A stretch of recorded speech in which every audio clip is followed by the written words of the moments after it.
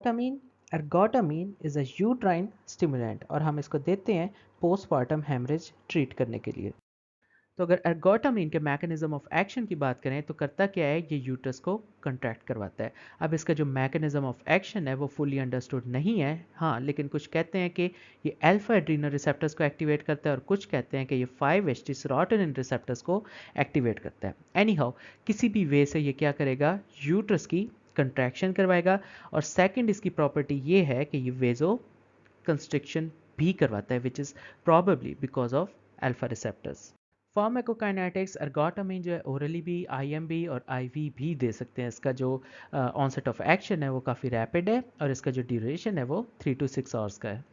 Clinical use postpartum haemorrhage को control करने के लिए। अब ये हैमरेज को किस तरह कंट्रोल कर सकता है कि ये यूट्राइन की कंस्ट्रिक्शन करवाए, जिसकी वजह से जितनी ब्लड वेसल्स है वो भी साथ साथ स्क्वीज हो जाए। उसके साथ दूसरा तरीका ये अल्फा रिसेप्टर्स को एक्टिवेट करेगा, जिसकी वजह से साथ साथ ये वेजो कंस्ट्रिक्शन भी कॉज करवाएगा।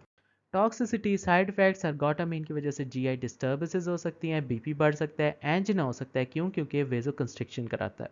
इसके साथ साथ हेडेक, डिजीनेस और एरिथमियास भी हो सकते हैं। तो अगर फीमेल रिप्रोडक्टिव सिस्टम की सारी ड्रग्स को समराइज करें तो कुछ ड्रग्स जो होंगी वो एस्ट्रोजन्स होंगी, कुछ ड्रग्स जो होंगी वो एंटी एस्ट्रोजन्स होंगी। इसी तरह कुछ ड्रग्स जो होंगी वो प्रोजेस्टिन्स होंगी, कुछ ड्रग्स जो होंगी वो एंटी प्रोजेस्टिन्स होंगी। तो सबसे पहले अगर एस्ट्रोजन्स को देखें तो एस्ट्रोजन्स में आ सकता है खुद एस्ट्रोजन विच इज़ एस्ट्रेडियोल। उसके अलावा एस्ट्रोजन एस्टर्स आएंगे जिसमें एस्ट्रेडियोल सिपियोनेट आएगा। एस्ट्रोजन एस्टर के बाद एस्ट्रोजन कॉन्जुगेट्स आएंगे जिसमें प्राइमरिन है। उसके अलावा कुछ सिंथेटिक एस्ट्रोजन्स हैं जिसमें एथिनाइल एस्ट्रेडियोल और मेस्टानोल। ये सारे क्या हैं? These are oestrogens. अब एस्ट्रोजन्स के बाद अगर एंटी एस्ट्रोजन्स की बात करें तो उसमें डिफरेंट ड्रग्स आ सकती हैं। फॉर एग्जांपल सबसे पहले आएंगी सर्म, सेलेक्टिव एस्ट्रोजन रिसेप्टर मॉड्यूलेटर। अब ये क्या है? ये ऐसी ड्रग्स हैं जो बॉडी के कुछ पार्ट में एस्ट्रोजन के ऊपर एगनिस्ट होंगी और कुछ पार्ट के ऊपर एंटेगनिस्ट होंगी। तो इसमें आ सकता है टिमोक्सिफिन, टॉर्मिफिन, रेलॉक्सिफिन, बेस्डॉक्सिफिन और क्लोम्पिफिन।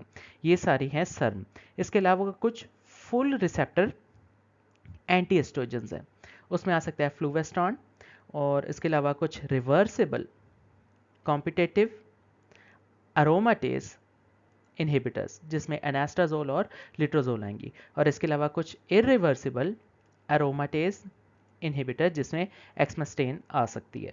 इसके अलावा एंटी एस्ट्रोजन्स में कुछ ना कुछ P450 इनहिबिटर्स होंगी जिसमें डानाजोल और कीटोकाइनाजोल आ सकती हैं। इसके अलावा एंटी एस्ट्रोजन में एक और क्लास है which is gonadotropin releasing hormone agonist जिसमें ल्यूप्रोलाइड और गुनेडोट्रोफिन रिलीजिंग हार्मोन एंटैगनिस्ट जिसमें गैनिरेलिक्स और सिट्रोरेलिक्स आ सकती हैं। तो ये सारी जितनी भी थी दीज आर एंटी एस्ट्रोजन्स।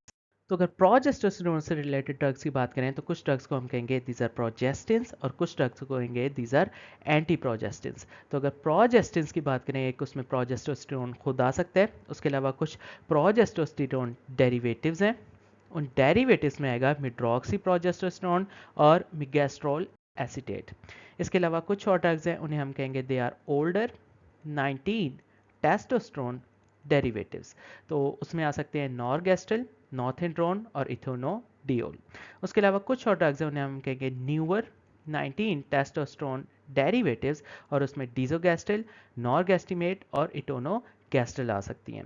इसके अलावा फाइनली एक और ग्रुप है जिसे हम कहेंगे स्पायरोनोलैक्टोन डेरिवेटिव्स और ये भी प्रोजेस्टिन्स में आएगा और इसमें ड्रग आएगी ड्रॉस्पायरिनोन।